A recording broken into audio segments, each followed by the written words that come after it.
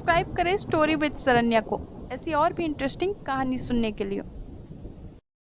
ये कहानी 3 दोस्तों की है, सोनू, विशाल और रोहित।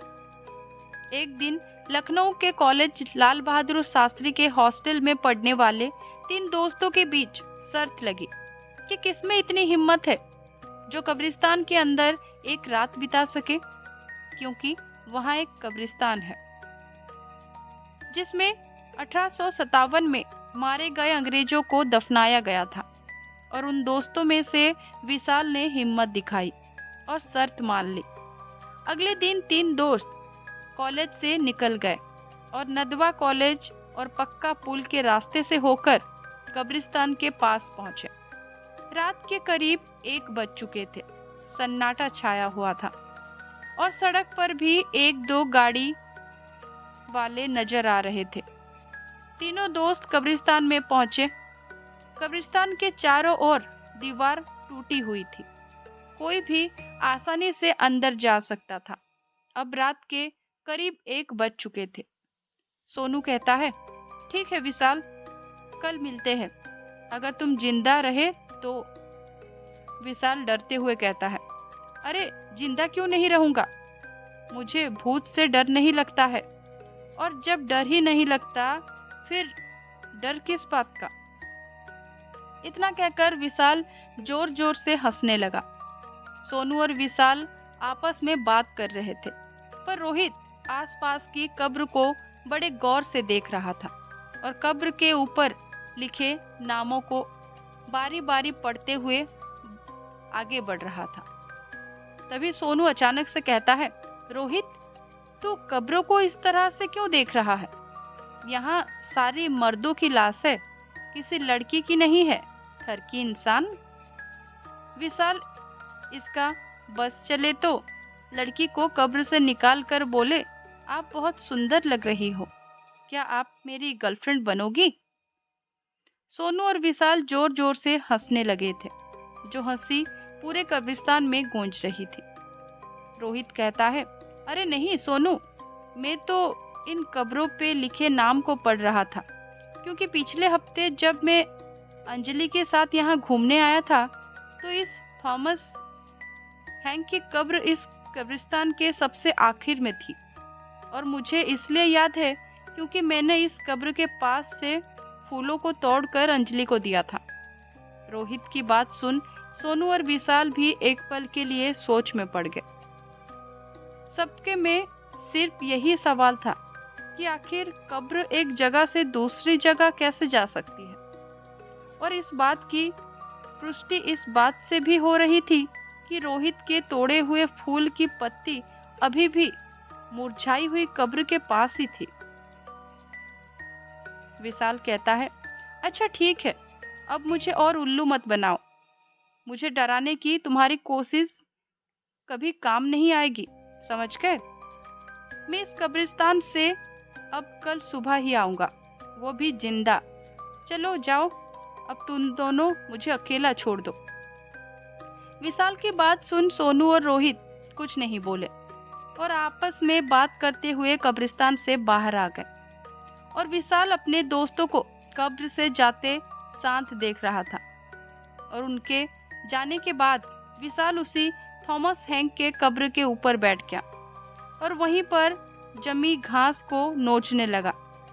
उसकी नजरें पूरे कब्रिस्तान को ताड़ ही रही थी कि तभी जमीन से एक हाथ निकला और विशाल के हाथ पकड़कर उसे कब्र के नीचे गिरा दिया। उसने जब आसपास देखा तो कोई नहीं था, और जब उसकी नजर अपने हाथ पर गई तो हाथ पर किसी के नाखूनों से नोचा हुआ निशान था, जिसमें खून निकल रहा था। उसने खुद को संभालकर एक बार फिर कब्रिस्तान को देखा तो उसे धुआं ही धुआं उठता हुआ दिखा, जो उसी को घेरने उसकी तरफ बढ़े जा रहा था। उससे पहले वो कुछ समझ पाता, धुएं ने उसे घेर लिया।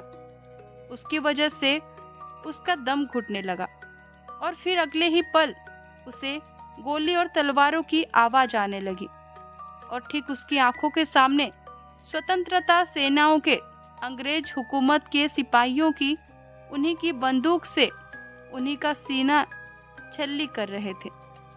तलवारों से उनका जिस्म और उनकी गर्दन दोनों काट रहे थे और ये सब विशाल के सामने हो रहा था।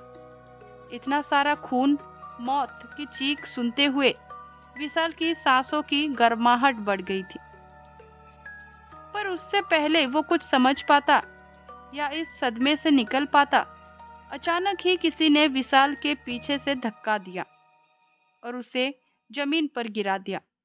उसने जब पीछे मुड़ के देखा तो उसे कोई नहीं बल्कि सोनू और रोहित ही थे और सारा धुआं एक पल में गायब हो गया। सोनू, अब देख कितना फद्दू है ये। रोहित, अबे जब इतना डर लगता है तो यहाँ अकेले आने की क्या जरूरत थी? जरा अपने चेहरे का रंग देख, डर के मारे कितना उतरा हुआ है। सोनू और रोहित जोर से हंसने लगे क्योंकि अचानक से धक्का लगने की वजह से वह डर गया था। विशाल कहता है, बंद करो तुम लोग अपनी ये नौटंकी और चलो यहाँ से। मुझे और नहीं रहना इस कब्र में। तुम्हारे अंदाजा भी है मैं अभी क्या देख रहा था। विशाल जानता था कि जो उसने देखा वो कभी अपने दोस्त को समझा नहीं पाएगा, इसलिए झुंझलाता हुआ दोनों से कहकर बाहर जाने को हुआ ही था कि तभी रोहित ने उसका हाथ पकड़ उसे रोक लिया। रोहित, अबे तू अकेला कहाँ चल दिया? चिंता मत कर, तेरे साथ साथ अब हम भी इस कब्रिस्तान में रुकेंगे, फिर तो ठीक है ना? विशाल, पर रुकना ही क्यों है? जब से मैं आया हूँ अजीब सी ठंड लग रही है और तुम दोनों के हाथ भी तो बर्फ की तरह ठंडे हो चुके हैं।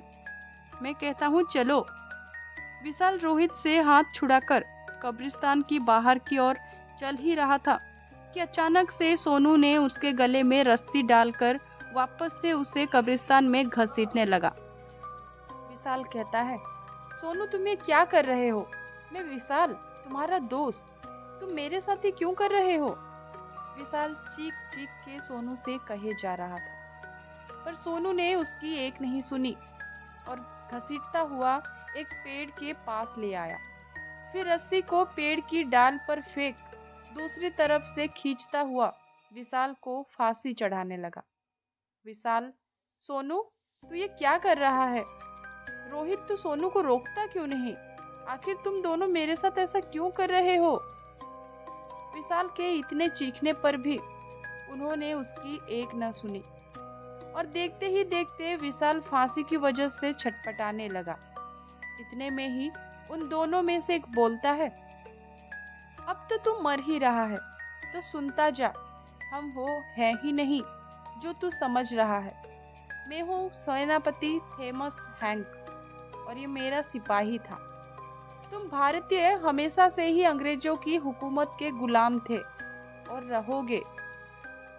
इतना कहकर उन दोनों का शरीर धीरे धीरे अंग्रेजी हुकूमत के सिपाहियों को पोशाक से ढक गया, जिनकी आंखों के सामने विशाल फांसी पर लटक तड़प रहा था। विशाल के इतना तड़पने पर भी उन सिपाहियों को चैन नहीं आया।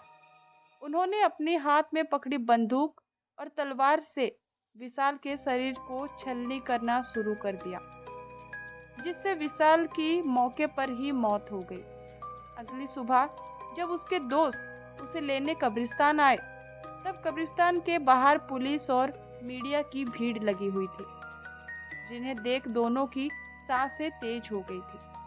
रोहित ने जब भीड़ के बीच में जाकर देखा तो उस कब्रिस्तान के कोने में पड़े पेड़ पर झूलती हुई विशाल की लाश दिखी, जिसे देख दोनों चीखने लगे थे। इंस्पेक्टर भी उनकी चीख से समझ गया था कि ये दोनों लाश को जानने वाले हैं, इसलिए दोनों को लाश की पहचान करने के लिए अंदर बुलाया गया। सोनू और रोहित ने जब विशाल की लाश को गौर से देखा तो उनकी भी रूह कांप गई। गला जोर से दबने की वजह से विशाल की आंखों की पुतलियां बाहर आ गई थी। आंखों की जगह 2 काले गड्ढे दिखाई दे रहे थे और नीचे जमीन पर खून ही खून बिखरा हुआ था। साथ ही गोलियों के खाली कारतूस भी बिखरे हुए थे। पर विशाल के जिस्म पर कट का एक भी निशान नहीं था। दोनों ने लाश को पहचान तो लिया था, पर अब ये किसी पुलिस को भी समझ नहीं आ रहा था। पर पोस्टमार्टम से ये बात साबित हो चुकी थी। बाहर से भले ही उसका शरीर पे कोई खरोच न हो, लेकिन अंदर से उसका शरीर गोलियों से छलनी पड़ा था और अंदर से मांस, नसें, यहाँ तक कि हड्डियां भी कट चुकी थी। बहुत जांच पड़ताल के बाद भी केस कभी नहीं सुलझ पाया और कुछ साल बाद सोनू और रोहित की लाश भी उसी रहस्यमयी तरीके से उसी पेड़ पर फांसी पर लटकी मिली। पोस्टमार्टम रिपोर्ट में भी वही लिखा था जो विशाल की रिपोर्ट में लिखा था। शरीर पर एक भी कट के निशान नहीं, पर अंदर से जिस्म गोलियों से छलनी हुआ पड़ा था और तलवार में मांस के साथ हड्डियां भी कटी हुई थी। और आज भी इस केस की फाइल लखनऊ के एक थाने में धूल खा रही है। लेकिन अब वक्त बदल चुका है। सरकार ने कब्रिस्तान को संरक्षित करते हुए चारों तरफ दीवार बनवा दी है और लाइट की सुविधा कर दी है। अब ये रोड रात भर चलती है, लेकिन आज भी तमाम रोशनी और लाइट के होने के बावजूद लोग उस कब्रिस्तान में जाने से डरते हैं।